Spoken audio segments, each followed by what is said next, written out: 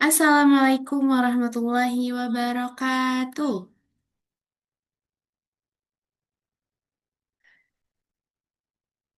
Selamat pagi semuanya. Oke, senang sekali bisa bertemu dengan Bapak dan Ibu guru hari ini. Sebelumnya, perkenalkan, nama saya Nisrina Nur Habibah, dan hari ini saya akan membawakan sebuah seminar dengan topik yang saya rasa akan sangat relevan untuk kita semua sebagai guru bahasa Inggris, yaitu Alternative Assessment in EFL Classrooms. Oke. Sebelum kita mulai, saya ingin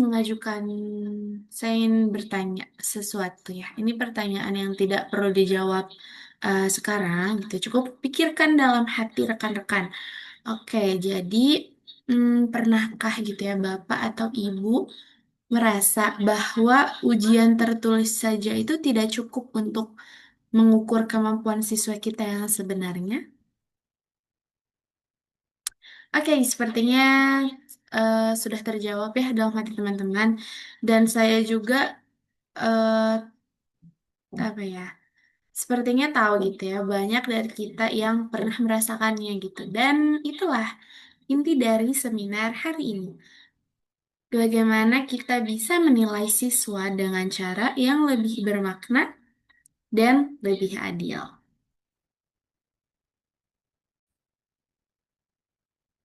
Oke, baik. Mari kita mulai. Oke, teman-teman. Di sini adalah agenda kita hari ini. First one is what is alternative assessment. Kita akan mulai dari memahami apa itu alternative assessment dan why does it matter. Kita lihat mengapa hal ini penting. Gitu. Next, types of alternative assessment. Kita mengenal berbagai jenis dari alternative assessment itu sendiri dan how to implement it, dan kita mendiskusikan cara mengimplementasikannya di dalam kelas. Also, kita juga akan membahas tentang challenges and the solution. Kita akan membahas tantangan-tantangan yang mungkin muncul. Dan the last one is workshop and practice activity, adalah sesi yang paling saya tunggu-tunggu karena di akhir sesi kita akan ada workshop singkat di mana Bapak atau Ibu akan merancang rubriknya masing-masing. Jadi, tolong temani saya sampai akhir ya, karena bagian itu adalah bagian yang paling seru. Oke, eh jadi, what is alternative assessment? Oke.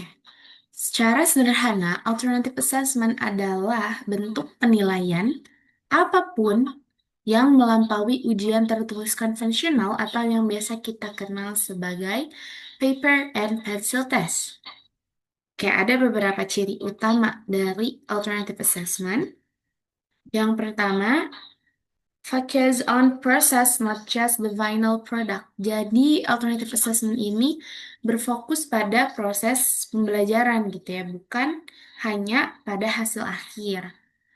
Terus, the second one is authentic task that reflect real world language use. Jadi yang kedua, ciri dari alternative assessment adalah ia menggunakan authentic task, tugas-tugas yang mencerminkan penggunaan bahasa di real life gitu ya.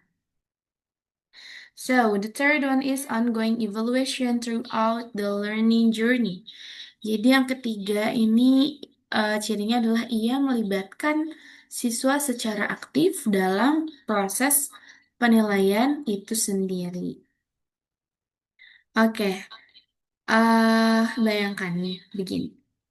Daripada kita meminta siswa untuk mengisi titik-titik di lembar grammar gitu ya. Jadi kita memilih memberikan mereka tugas untuk mereka bercerita, mereka berpresentasi, atau membuat video, atau juga merefleksikan pembelajaran mereka sendiri. Oke, Di sini ada assessment for learning, not just of learning. Sorry. Oke. Jadi penilaian itu seharusnya membantu siswa berkembang gitu ya, bukan hanya sekedar mengukur kemampuan mereka. Gitu. Nah, selanjutnya, why does it matter? Kenapa sih alternative assessment itu penting gitu ya, terutama dalam konteks IFL atau ISL? Oke, jadi ada empat alasan utama yang ingin saya soroti. Oke, yang pertama adalah, sorry, yang pertama adalah capture full potential. Jadi, ia mampu menangkap potensi penuh siswa. Ada siswa yang kesulitan menulis, tapi ternyata ia luar biasa dalam berbicara. Nah, ujian tertulis bisa menghukum siswa seperti itu gitu. Sementara alternative assessment memberi mereka kesempatan yang lebih adil. Ada yang lebih suka menulis, ada yang lebih suka berbicara gitu. Jadi kita bisa melihat dari kedua sisi tersebut. And the second one is promotes authentic language use. Jadi, dengan alternative assessment, ia mendorong penggunaan bahasa yang autentik. Ketika siswa melakukan debate, or role play, atau storytelling, mereka bisa menggunakan bahasa sebagaimana bahasa itu digunakan di dunia nyata. Jadi mereka tidak hanya belajar bahasa Inggris untuk mengerjakan ujian gitu, tapi bisa dipakai dalam kehidupan sehari-hari seperti itu. Dan yang ketiga, reduce task anxiety. Nah, alternative assessment ini bisa mengurangi task anxiety karena sebagaimana yang kita tahu gitu ya, banyak siswa kita gitu yang membeku saat ujian besar gitu. Ada tes lisan, oral test gitu. Padahal mereka aslinya sudah menghafal gitu. Tapi ketika ujian mereka lupa karena mereka panik, cemas gitu. Nah, dengan alternative assessment, ini bisa menciptakan lingkungan yang lebih aman dan nyaman bagi mereka untuk menunjukkan kemampuannya. Seperti itu. Oke, yang terakhir di sini ada reflect growth over time. Nah, jadi eh alternative assessment ini mencerminkan perkembangan dari waktu ke waktu. Kita tidak hanya melihat snapshot di satu hari ujian gitu. Jadi kita bisa melihat bagaimana siswa berkembang sepanjang semester. Jadi kalau ujian tulis kita hanya bisa melihat, oh berarti siswa paham materi ini di semester ini kayak gitu. Tapi kalau dengan alternative assessment kita bisa melihat bagaimana mereka berkembang gitu. Oh, misalkan di ujian kemarin dengan assessment yang seperti ini, ya udah bisa mulai berani berbicara. Nah, di next assessment kita pakai alternative assessment lagi, ya udah mulai fluence gitu menggunakan bahasa Inggrisnya. Jadi kita bisa melihat perkembangannya dari waktu ke waktu. Oke, Em, boleh saya tanya pada Mister, sini ada Mister Rizky ya? Atau siapapun yang sedang mendengarkan, apakah gitu ya Bapak atau Ibu pernah menggunakan salah satu bentuk alternative assessment di kelas? Kalau iya, boleh teman-teman bagikan di kolom chat ya.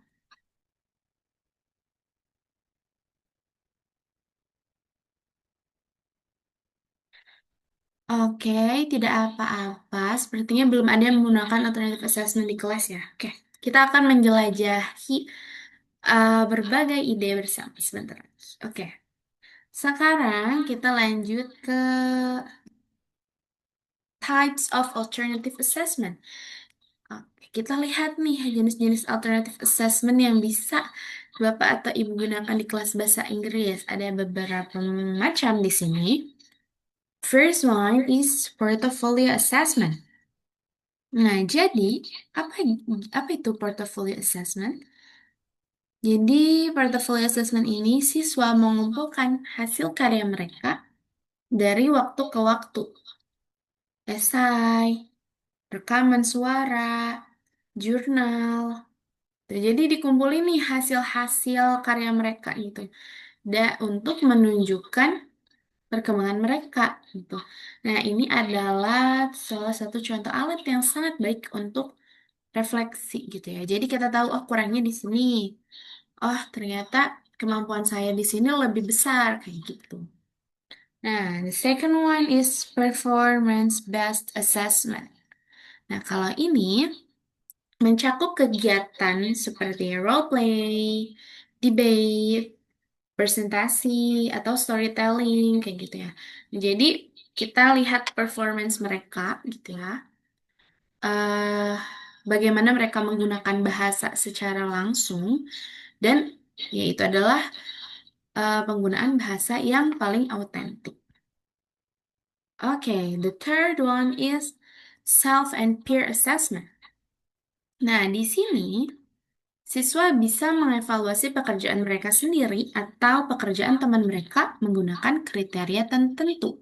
Contohnya nih ya, misalkan biasanya tuh ada di buku pelajaran gitu ya, di akhir unit itu ada tabel refleksi. Nah, itu biasanya ada ada kalimatnya dulu nih, kayak contohnya I have understand bla bla bla kayak gitu. Nanti dia secara individu mengisi sendiri. Oh, apakah aku udah paham ya sama materi ini kayak gitu. Nanti kita cek nih sebagai guru. Oh iya, dia masih paham, masih belum paham yang bagian ini. Berarti di pertemuan berikutnya masih harus ada materi hari ini yang diulang kayak gitu. Kalau semuanya paham, berarti oh, guru juga bisa ngeliat gitu. Oh, cara pembelajaran hari ini bikin anak-anak paham gitu. Berarti ini harus dikembangkan kayak gitu.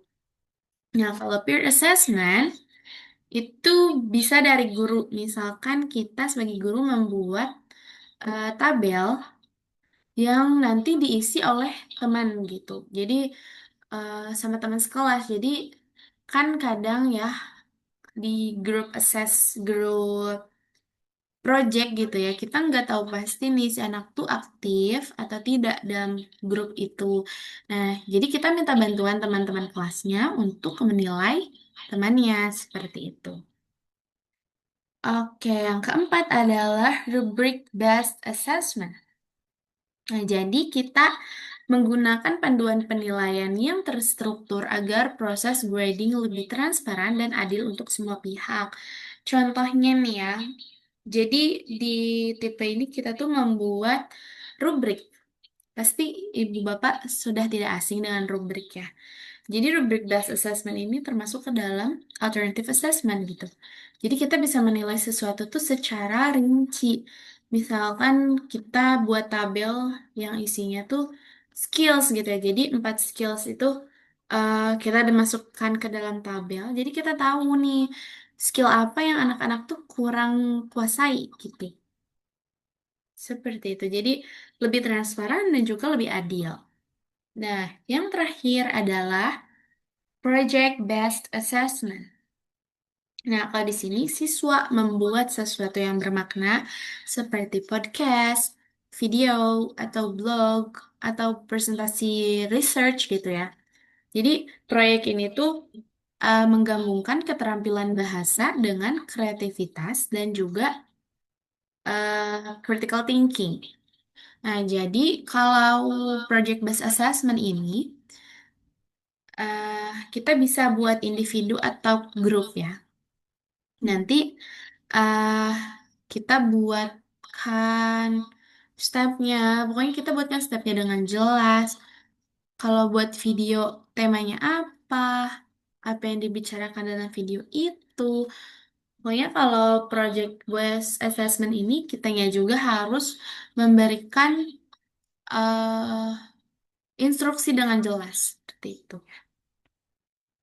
Oke, yang perlu diingat, kalau kita tidak harus memilih hanya satu gitu ya. Misalkan kita cuma pakai portofolio, tidak gitu. Kita bisa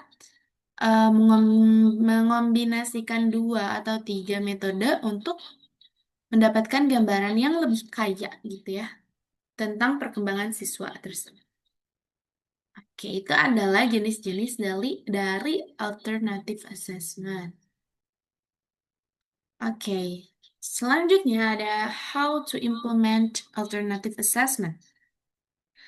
Pertanyaannya sekarang adalah bagaimana kita benar-benar mengimplementasikan ini di kelas kita? Oke, saya sudah merangkum 6 langkah praktis di sini. Ada 6 langkah. Oke, langkah pertama, design clear rubrics. Kita bisa merancang rubrik yang jelas. Rubrik yang baik memberitahu siswa dengan tepat apa yang kita cari sebelum mereka bahkan memulai tugasnya. Buat sesederhana dan sekonkret mungkin. Nah, balik lagi ke tadi ya rubrik. Jadi kita buat rubriknya tuh yang jelas. Kita eh kita tulis tuh apa sih yang mau kita cari gitu sebelum mereka memulai proyeknya gitu kan. Yang kedua, aligned with learning goals. Selaraskan dengan tujuan pembelajaran. Nah, di awal semester gitu ya, biasanya kita membuat RPP gitu ya, atau lesson plan. Nah, kita lihat lagi nih di learning objektifnya, apa sih tujuan pembelajaran di semester ini gitu. Jadi, setiap tugas alternatif harus terhubung kembali dengan tujuan pelajaran kita. Kalau tujuannya adalah fluency in speaking gitu ya, maka role play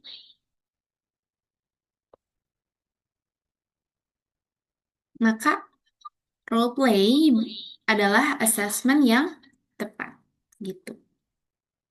Yang ketiga, ada involve students. Nah, jadi kita libatkan siswa.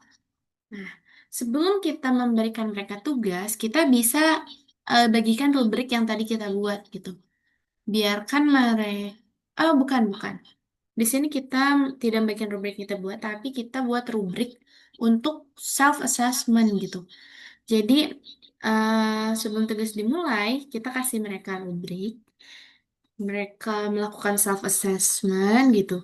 Nah, jadi ketika mereka tahu kriteria penilaiannya, mereka akan lebih bertanggung jawab gitu ya atas pembelajaran mereka. Seperti itu. Yang keempat, document progress. Dokumentasikan perkembangannya gitu ya. Kita bisa gunakan portofolio, checklist atau catatan observasi untuk melacak gitu ya perkembangan siswa dari waktu ke waktu. Oke. Yang kelima ada give meaningful feedback. Kita berikan mereka feedback atau evaluasi yang bermakna gitu. Daripada kita hanya menulis angka, nilai gitu ya.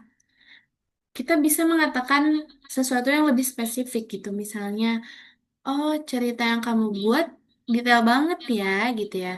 Tapi ini nih kurangnya di sini. Oh ini grammarnya, oh ini vocabnya kayak gitu. Nah, jadi feedback yang lebih spesifik tuh bisa mendorong perbaikan yang lebih nyata gitu daripada hanya nilai. Seperti itu. Oke, selanjutnya ada reflect and adjust. Jadi kita refleksikan dan sesuaikan. Setelah setiap siklus penilaian, kita refleksi kepada diri sendiri gitu. Tanya, berhasil gak ya?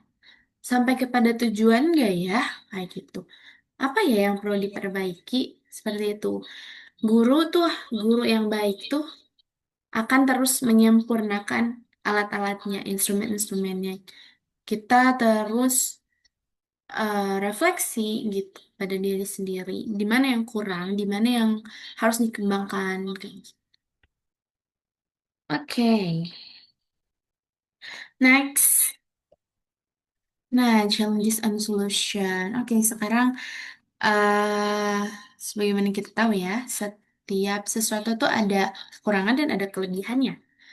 Dan alternative assessment tuh memang bukan tanpa tantangan ya. Tapi pasti untuk setiap tantangan ada solusi. Oke, the first challenge is subjectivity in scoring. Banyak yang khawatir gitu ya, bahwa tanpa kunci jawaban yang pasti, penilaian menjadi tidak adil. Tapi, seperti yang disebutkan sebelumnya, solusinya apa? Rubrik. Rubrik itu detail dan transparan. Kita bisa membagikan kepada siswa sejak awal gitu. Jadi, ya pasti ada solusinya gitu ya. Tantangan kedua, time consuming to design and grade. Ya, memakan waktu. Karena tadi banyak ya stepnya kita merancang rubrik, kita review portofolionya satu-satu gitu ya.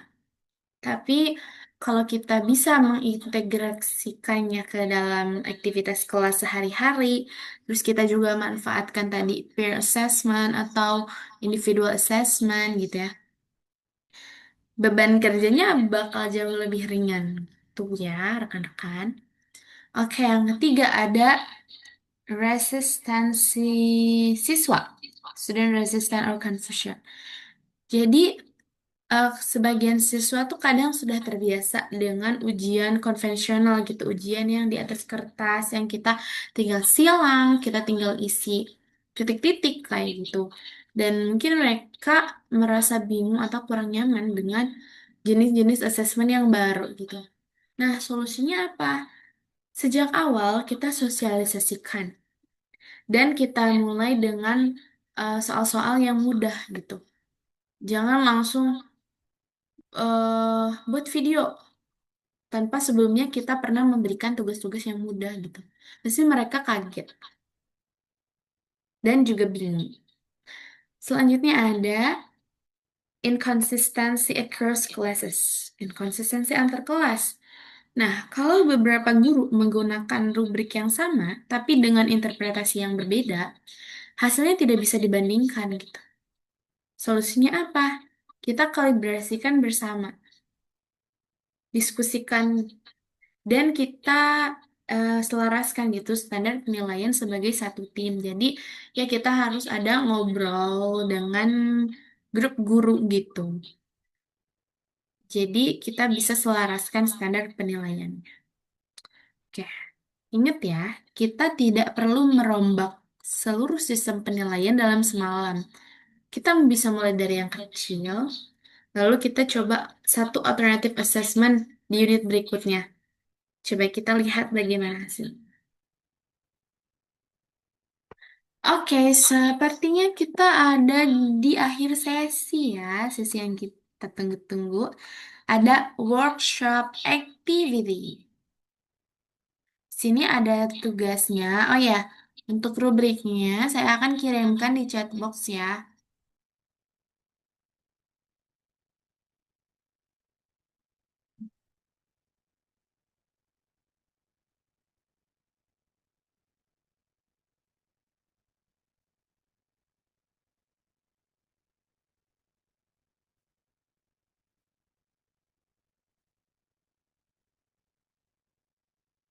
Oke, teman-teman bisa buka chat box. Di situ ada template rubrik yang sudah saya kirimkan. Izin saya tampilkan ya. Ah,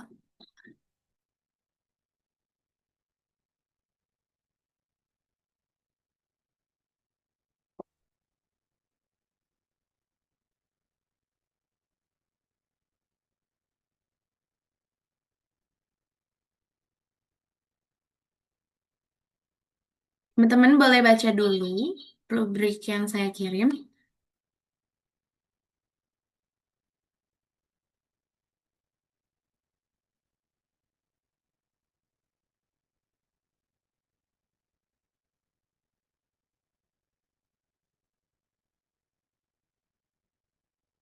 Hmm, bukan.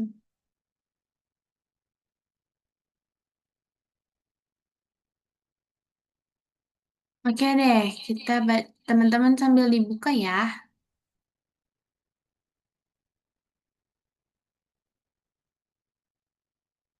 Jadi diapain nih filenya?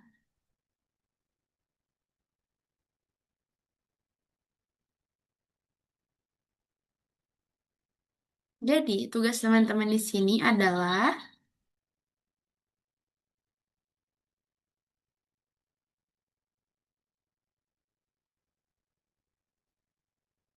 oke, nanti saya akan, oh iya ini teman-teman ada dalam beberapa grup ya. Apakah satu grupnya berisi 3 sampai 4 orang? Oke. Jadi, eh tugas teman-teman adalah mendesain a simple rubric for one type of alternative assessment. Jadi kita membuat simple rubric untuk salah satu alternative assessment. Bisa portfolio, oral presentation, peer assessment, atau project video, storytelling, atau apapun itu. Lalu buat rubriknya gitu ya. Nah, di rubriknya itu kita identify ada 3 sampai 4 kriteria to assess. Ada fluency, misalnya konten, creativity, atau accuracy gitu. Kita lihat lagi assessmentnya seperti apa. Lalu kita bagi menjadi 3 performance level. Ada excellent, satisfactory, and also needs improvement. Jadi ini adalah hasil dari uh, rubriknya gitu ya. Apakah udah bagus atau ada yang perlu cam? Tadi ada yang pertama pilih jenis alternative assessment-nya, lalu kita tentukan kriterianya apa gitu ya. Terus juga levelnya. Sekarang teman-teman bisa mulai untuk membuatnya. Dan waktunya sekitar 7 sampai 8 menit. Oke, saya akan tetap di sini. Kalau ada pertanyaan, boleh angkat tangannya atau tulis di chat box ya.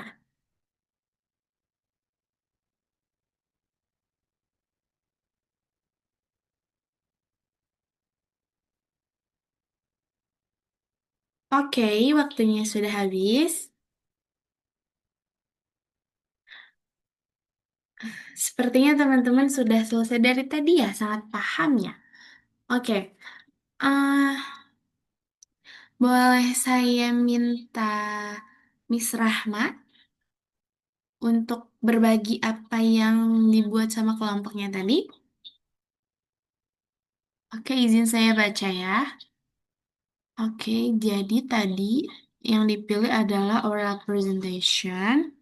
Terus kriterianya ada 3, ada kelancaran, si konten, juga eye contact.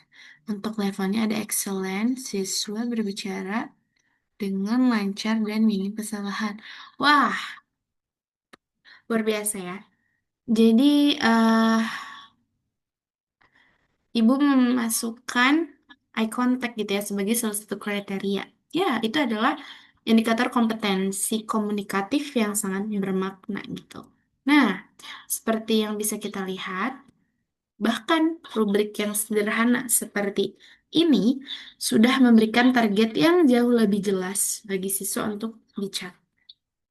Seperti itu ya. Oke. Kita ada pada sesi terakhir yaitu penutup dan tanya jawab. Sebelum saya tutup, izinkan saya merangkum poin-poin penting hari ini.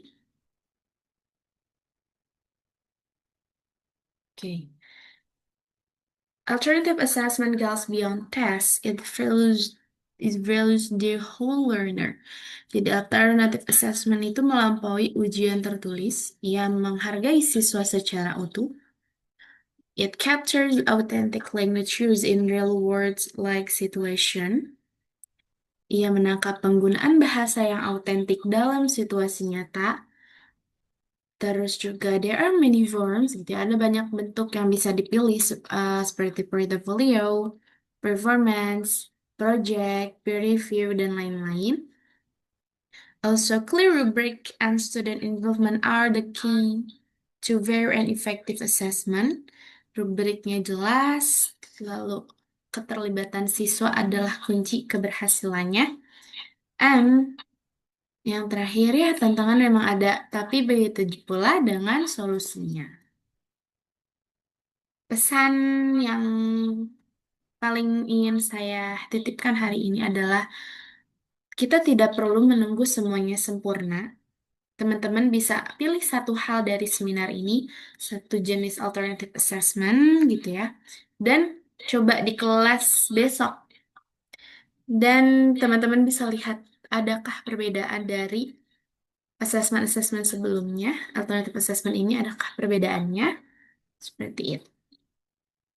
Oke, eh, oke, saya ingin buka sesi tanya jawab. Apakah teman-teman punya pertanyaan atau refleksi yang ingin dibagikan? Oke, Miss Rahma, ada pertanyaan nih. Saya penasaran untuk kelas besar dengan 40 siswa, bagaimana cara mengelola portofolio assessment secara realistis? Wah, ya juga nih ya, gimana kalau kita punya banyak siswa di dalam satu kelas? Oke, izin menjawab ya, Miss. Untuk kelas besar, kuncinya adalah selektif. Tidak setiap siswa perlu menyetor portofolio lengkap di setiap unit gitu ya. Kita bisa gilir nih, misalkan. Dalam satu kelas, kita bagi mereka menjadi 2 sampai 3 atau bahkan 4 kelompok gitu ya. Nah, jadi kita tentukan minggu ini yang mengumpulkan kelompok A, bulan depan kelompok B, kayak gitu. Jadi kita selektif gitu ya. Kita buat kelompok gitu misalkan. Selain itu, kita juga bisa memanfaatkan digital tools ya. Kita ada di masa yang serba digital ini. Kita bisa memanfaatkan Google Drive atau Padlet gitu ya. Jadi siswa bisa mengumpulkan karya-karya mereka di sana dan kita bisa menilainya sesuai waktu yang kita punya gitu ya. Intinya tujuannya bukan kesempurnaan, tujuannya adalah perkembangan baik untuk siswa maupun untuk kita sebagai guru. Oke, ada lagi yang ingin ditanyakan? Oke, sepertinya cukup ya. Sudah paham?